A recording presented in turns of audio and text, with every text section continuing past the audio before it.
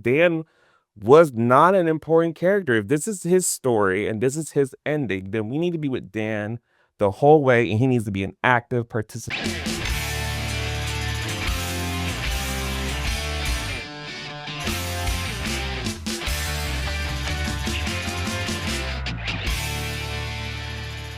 Welcome to another episode of Movie Talk. Movie Talk. This time it's Dr. Sleep. Yeah.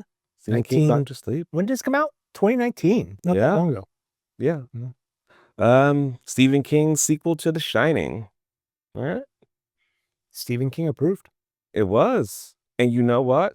I approve of this movie, actually. Me too. I approve of it quite a bit. Let's get into it. It's a sequel to The Shining, to the 1981 Shining with Jack Nicholson, and this basically follows what was the kid's the adult Dan. Danny. Yeah. He's an adult now, a loser adult. He's grown up. For the record, he is the Dr. Sleep because he tends to do a little magic telepathy mind meld with people who are passing. He kind of lives on their memories and then they go to sleep, an extended sleep. They die. I didn't catch that. That's why I'm here. Well, in the 1981 version, he's called Doc. His mom calls him Doc, Shelley Duvall. Yeah. So Dr. Sleep. Mm-hmm. Because I kept wondering why it was called Dr. Sleep. Yeah, it's I mean, I knew, but I didn't. It didn't dawn on me until right now when you mentioned it. And he's also I'm kind of slow on things sometimes. And he's also called Dr. Sleep by name for one of the patients. When he's first passing, and he's kind of the cats, because they always say cats know when people are about to pass. So he's in some sort of senior home, and a cat's at this guy's bedside, and they kind of lead into he's kind of like the cat, there to keep comfort and not let you die alone, but also help you ease into sleep by not being scared of death, but living in the memories of your past. And you're getting off track telling what the movie's about. No, that was a part of the movie. Later on. Not later on. Well, I guess it's later on for a crucial reason, and it's in my 3 points. Yeah. Anyway, long story short, a new person with The Shining has appeared. Her name is Abra. Yeah, Abra.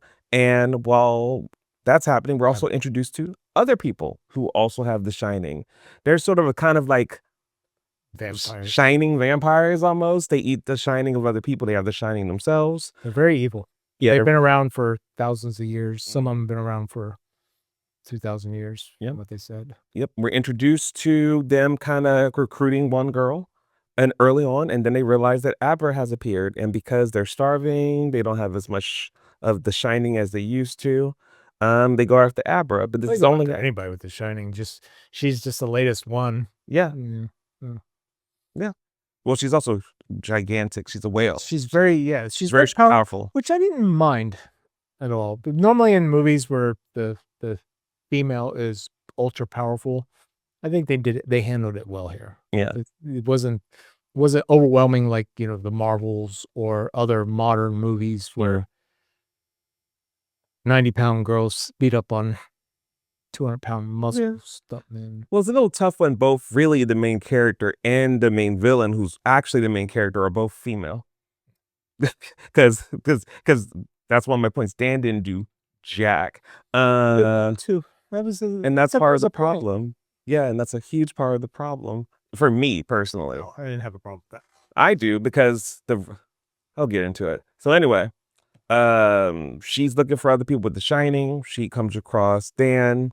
They start some little messaging pen pal thing. She finds out or feels the murder of a child that has The Shining, which gets her involved. She's that powerful. She taps in, sneaks in, gets in Rose's body. She's the kind of not the leader necessarily, but the one who she's the leader of the group. She Rose the Hat.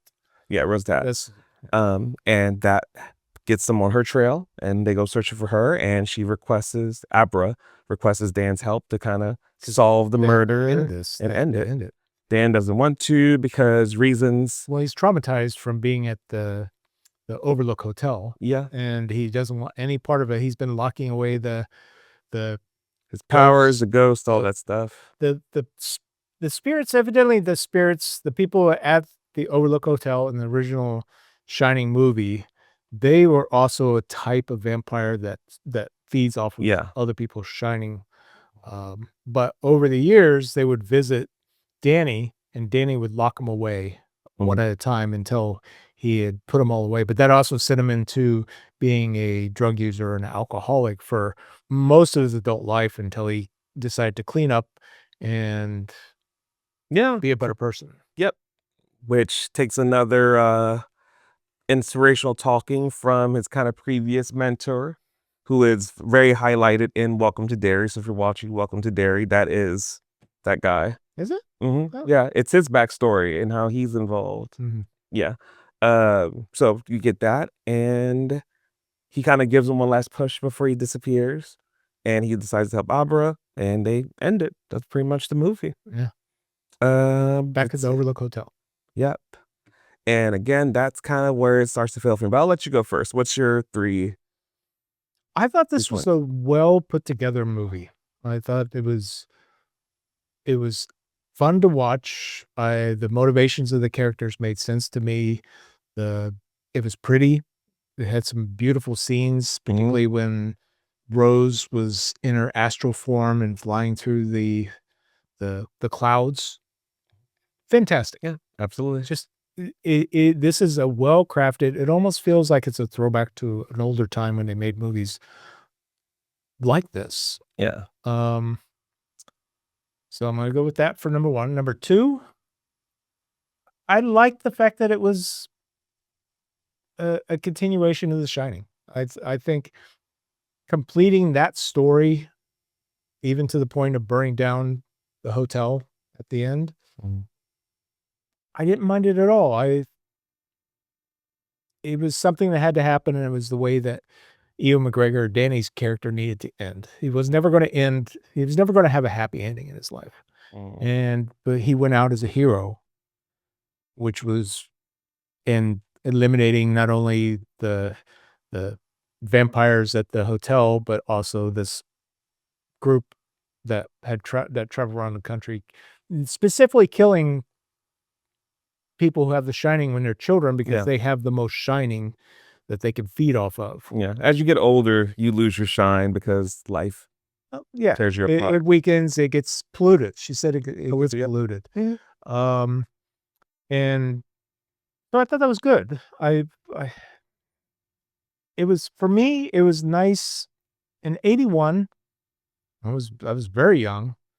The Shining was a very important part, and we didn't care if it was Stanley Kubrick or whoever did it. We didn't care if Stephen King didn't like it.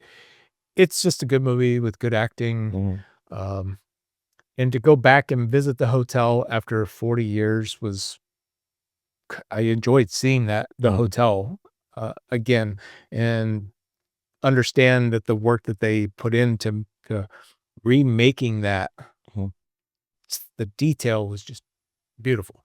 And let's see, number three, I liked Rose. I thought the actress was it Rebecca Ferguson? Ferguson? Yeah. She was a good villain. I thought she was definitely, when you consider all the female villains, the ones that always what do you call them when they're villains, but they have something good about them as well? The anti-villain, Anti-heroes type. yeah, they're bad, but they want to be good, and they do something good, heroic to sacrifice themselves at the end. She had none of that. She was just a bad person, really bad For the person. most part. Because one of the things that this particular group does is not only do they feed off of the shining of small children, but the shining is more powerful if the child is in pain.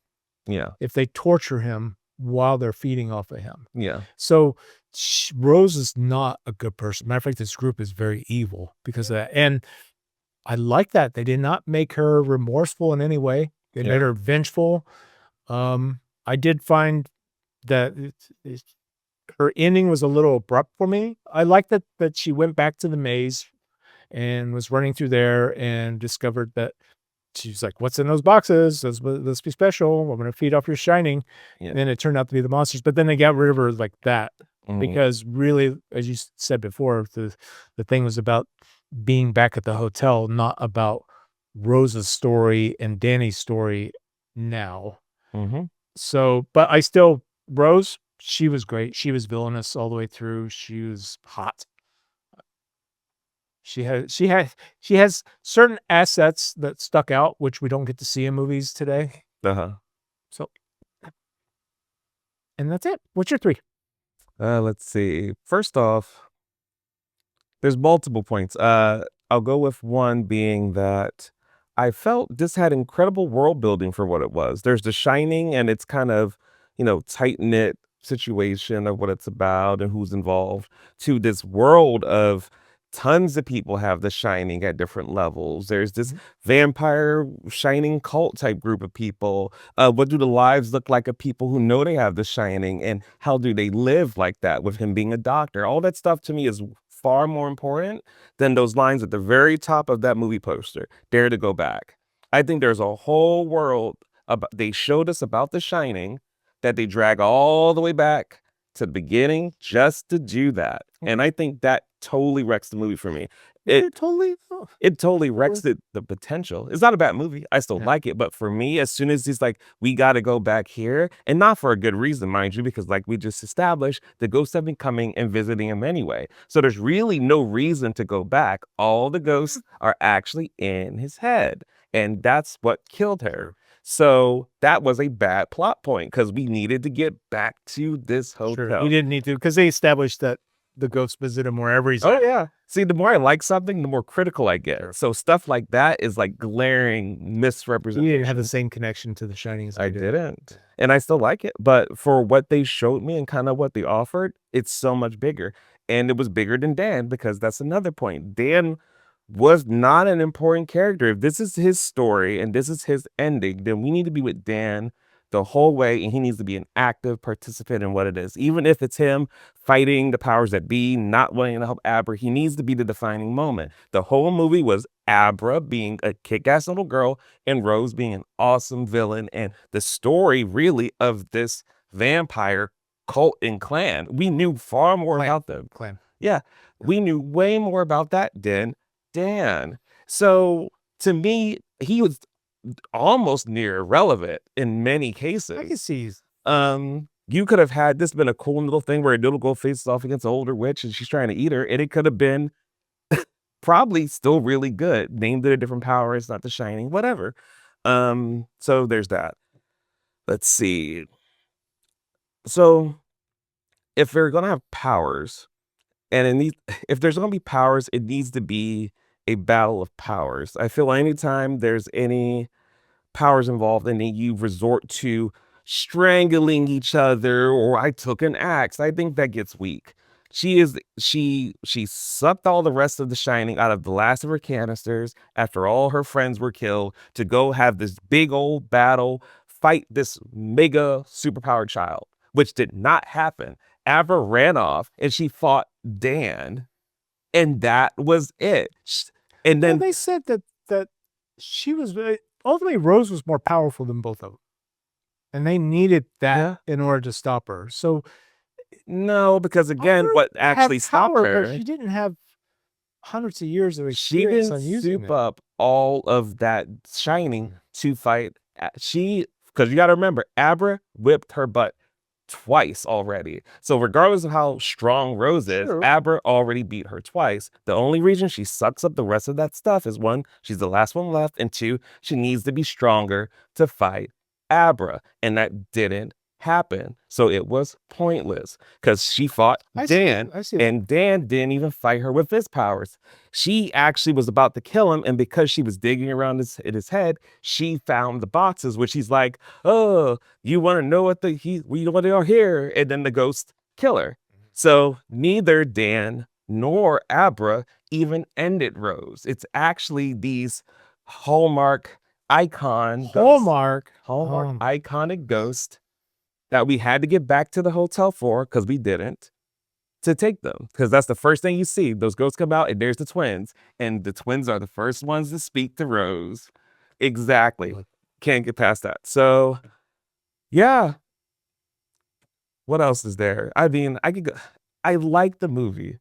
It's just sound like you do. It's just things like that I feel cheapens it. And they really wanted to get back to this hotel. And I think there's better ways they could have did it, because really in the scope of the movie, It was unnecessary. It was completely unnecessary to go back. It was only necessary for Dan's story arc. And that's why we also have that long scene where we get back to the thing. Rose isn't showing up yet. Abra is doing who knows what. And we get the whole talk with the dad at the bar. And, this closure around that and what happened. And then I wonder if it would help if you watched the director's cut on this, because the director cut is 3 hours. I did not watch the director's cut. For might Dr. add- Sleep, or you mean The Shining? Dr. Sleep. Oh, okay. That might add a little bit more detail for some of the motivation on why they did it, what they were doing. Because I watched the directions, I don't remember the differences offhand. Other than that, I know that I remember there's extra scenes like with Abra's father, in there, because he was more he was a little bit more involved when Crow came and took him. Another point, 4.5. Not a big deal, but also stupid. Okay, so Crow Daddy is tracking them, right? He's a tracker. Dan and Billy know that Abra's been tracked to her house. We know he's gonna get there. We know the room. She changed the room. If Abra can astral project from anywhere to help them with their plan, why did they stay in the house that they were tracked at? That made no sense. And I don't care if it's because, they lured him away with whatever. Like that. Bad. All right. I'm done for now. I didn't even know if you did 3. I think I did all sorts of ones, actually. What's it? Yeah. No, you were quite thorough. Yeah, I think so. I definitely did more than It sounds like you like the movie, but you just wish it would have been better. At least, the parts you were talking about, which makes you a little bit more invested in why did they do this, and when should have been this and should have done that. So I can feel the emotion from it, because you were wanting it to be. Yeah, because it should have been, and it could have been, and It should have been. They should have never gone back to they did it for nostalgia baiting. That is it. And I hate if you've watched, I hate low-hanging fruit. When did you see the original Shining? Oh gosh, it was a long time ago. But how old were you?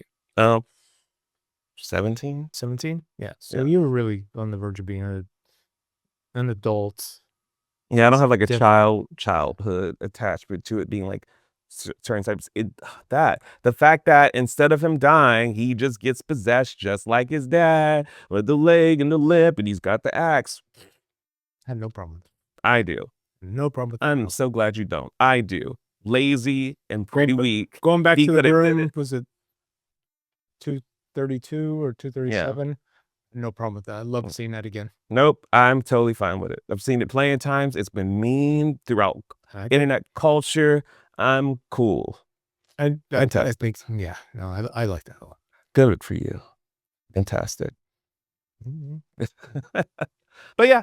So you recommend it? Oh, I highly recommend it. It's for a modern movie, particularly horror-based. It's none of that psychological nonsense horror that we get today. It stands on its own apart from them, and better than any of the other horror movies that come out. The Conjuring, even Smile, Black Phone, stupid stuff. Not even. It is, and this was in 2019. So what happened?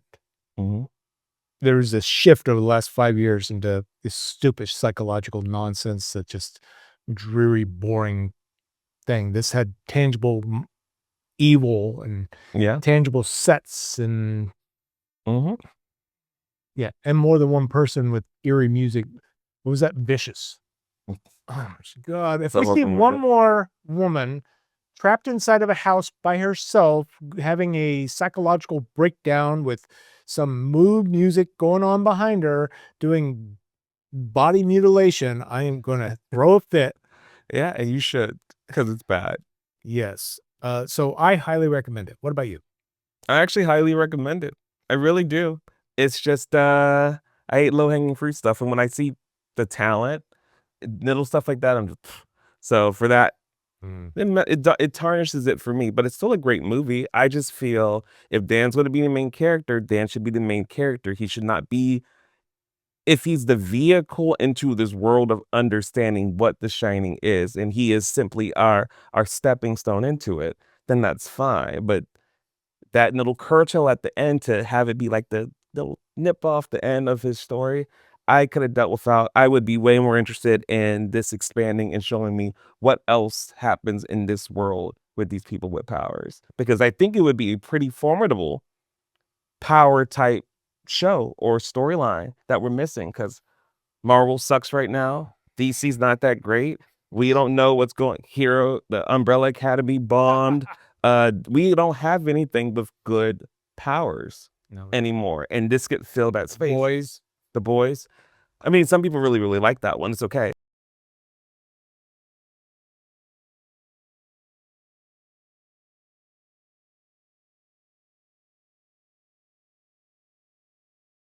And that's it. And That's now it. where can they find us? You can find us on TikTok. Find us on Patreon. We'll probably talk more about this afterwards because we have to after the A movie. little bit. I gotta give him a tongue lashing for Not his happening. negative Not happening. negativity Nope. toward it. I said I liked You need to it. be able to take that low hanging fruit No. and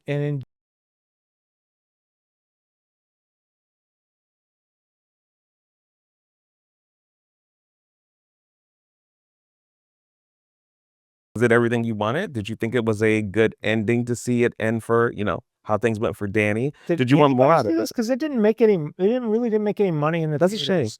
Watch And it. I didn't. I remember seeing the trailers, but I didn't hear anything. It was here and Yeah. and so quick. Same. It was there and it was gone. And a friend of mine was like, "Oh, you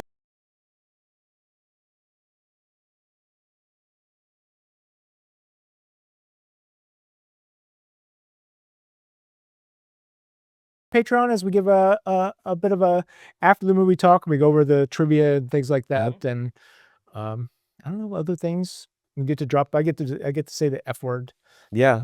You get that we're trying to be as good as we can be for YouTube because they I am block things and demonetize you. So but we're adults here, so we should be able to talk adult.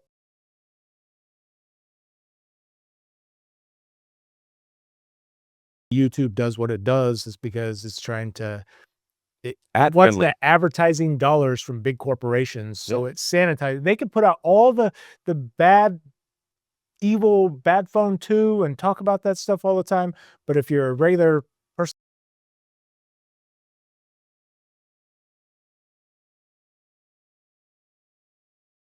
Yo, movie maniacs, welcome to Split Screen Mooning Talk. We're ripping through the classics, torching the baloney. Retros are wildfire, horrors are screamed out into the madness. Live the celluloid dream. Sean Connery's Zardos, Vamps a cosmic clown.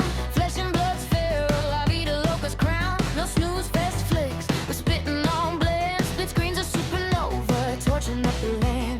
To Victoria, Julie's got that flair. Gender bending dazzle, we're dancing in the air. SOB Roofman, Channing's Bridge the Dud. Retros are rebellion, modern's just a thud. Split screen movie talk, we're here for the ripping. Classics on the screen, keep the old school tripping. Modern nonsense made for some, but it ain't our scene. Dead Alive's brain dead, gore a bloody cherry dream. Freaking out freaky tales, we read till we fry. Split screen movie talk, keeping legends alive. Sherlock Holmes hunts, name of the rose is deep. Canary's monk ride, secrets that we keep. Amadeus we cry, Mozart souls a storm. Genius lights a screen, wild and never worn. Upside down, love was spinning through the stars. Retros are rocket, blasting past the bars. War of the worlds flops, cuckoos lost a zing. We're conjuring retro magic, let the classics sing. Split screen movie talk, we're here for the ripping. Classics on the screen, keep the old school tripping. Modern nonsense made for some, but it ain't our scene. Dead Alive's brain dead, gore a bloody cherry dream. Freaking out freaky tales, we read till we fry. Split screen movie talk, keeping legends alive. Jack and Kathleen and Prizzy's on a burning bright. Mafia loves a sparkler, lighting up the night. Weapons is a wet sock, barbarians the whale. Creepy, zany, morbid horrors, holy grail. Modern goofball flicks, Superman's a sham. Classics are our comets, slamming like a ram. Dead alive splatters red, Evil Dead's a roar. Rocky Horror's time warp, stomping on the floor. Plan 9's glorious trash, Reanimator's insane. Retro's gotta rain, pump it through our veins. Smile through too, but the town was a bore. Boston balloony, we're bolting out the door. Retro's our cathedral, classics must be praised. Modern flicks are fluff, their souls already glazed. Evil Dead's chainsaw, Reanimators glow. Horrors are uprising, let the freak flags flow. Split screens of chaos where the legends collide. Ripping through the reels in a neon-fueled ride. Split screen movie talk, we're here for the ripping. Classics on the screen, keep the old school tripping. Modern nonsense made for some, but it ain't our scene.